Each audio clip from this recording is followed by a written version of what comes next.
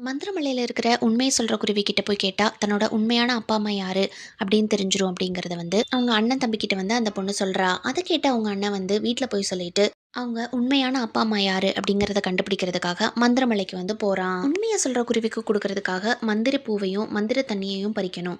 அத பறிக்கிறதுக்கு ட்ரை பண்ணும்போது, ஒரு பூனை வந்து இவன டிஸ்டர்ப் பண்ணிட்டே இருக்கு. அத விரட்டி விட்டுட்டு இவன் மரத்து மேல ஏறி பூவ தொட்டதும் மேல இருந்து இவன் பாறையா மாறி கீழ விழுறான். அவங்க அண்ணன் திரும்பி வரல அப்படிங்கிறத தெரிஞ்சுக்கிட்டு, அந்த பொண்ணு வந்து தன்னோட வளர்ப்பு அம்மா, அப்பா கிட்ட உண்மைய சொல்றா. அவங்க அப்பாவ வந்து அந்த மந்திரமெல்லாம் உள்ள நுழைய விட மாட்டேங்குது. அதனால அவங்க தம்பி வந்து உள்ள போறான். உள்ள போயிட்டு அந்த பூவ உண்டிவில்லுல அடிச்சு, பூவ எடுத்துட்டு மந்திரமலைக்கு போய் நீரூற்ற பிடிக்கிறதுக்காக போறான்.